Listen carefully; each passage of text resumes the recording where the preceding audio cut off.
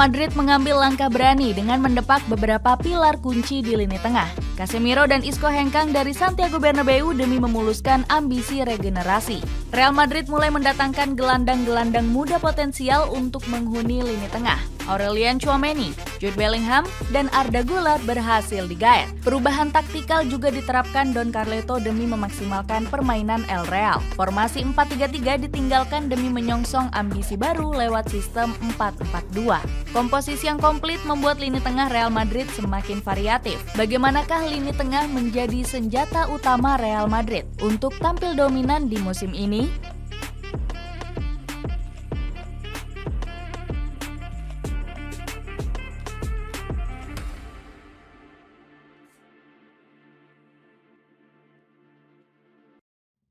Transisi era baru.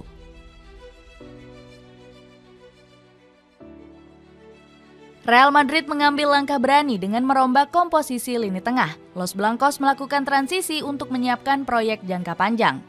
Casemiro menjadi korban di balik proyek transisi yang dilakukan manajemen. Padahal dirinya telah menjadi gelandang bertahan andalan El Real. Mantan pemain Sao Paulo ini diusir paksa dari Santiago Bernabeu.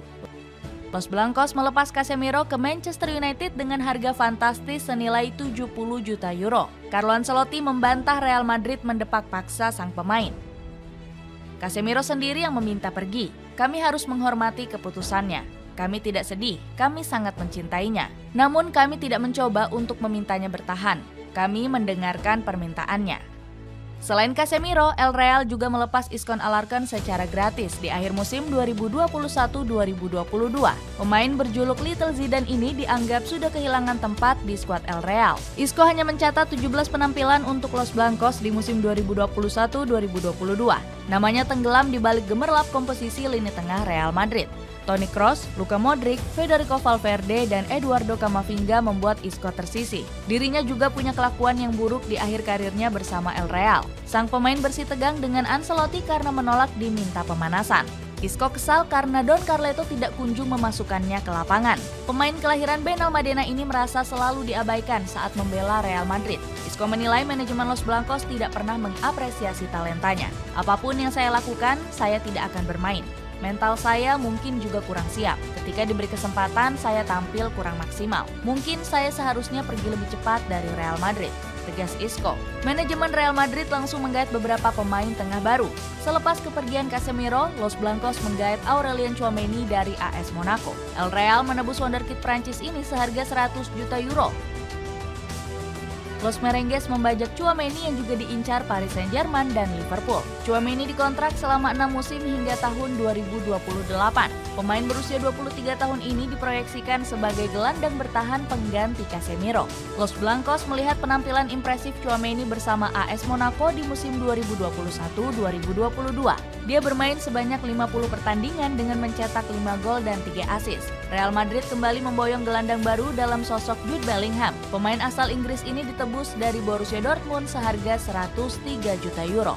Bellingham dikontrak selama 6 musim hingga 2029. Los Blancos berhasil merebut Bellingham dari incaran Liverpool, Chelsea, dan Manchester United. Beberapa klub raksasa Inggris berebut mendapatkan Bellingham. Namun pemain kelahiran Stourbridge ini tetap memilih Los Blancos sebagai klub impiannya. Kiprah sang pemain bersama Birmingham sudah mencuri perhatian. Roy Keane menilai Bellingham sebagai gelandang muda paling potensial. Bellingham punya potensi yang bagus, kita semua menyukai permainannya. Dirinya punya potensi yang menyeramkan, ujar Keane. Bellingham sudah menjadi pilar vital di lini tengah di Borusan. Dirinya mencatat 132 laga dengan torehan 24 gol dan 25 assist selama 3 musim. Real Madrid juga menggait Arda Güler dari Fenerbahce di musim ini. Wonderkid asal Turki ini didatangkan dengan mahar 30 juta euro dengan kontrak 6 tahun.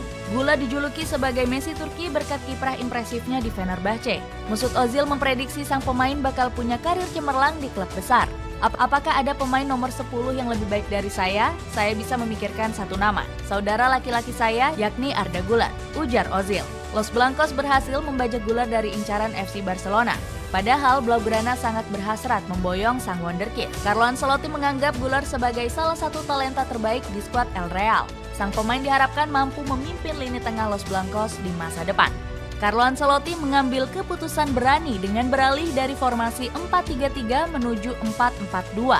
Los Blancos sempat meraih 6 kemenangan beruntun di awal musim dengan sistem 4-4-2. Namun sistem baru ini ternyata punya titik lemah yang dimanfaatkan dengan baik oleh Atletico Madrid. Anak asuh Ancelotti dibabat habis oleh rival sekotanya dengan skor 3-1.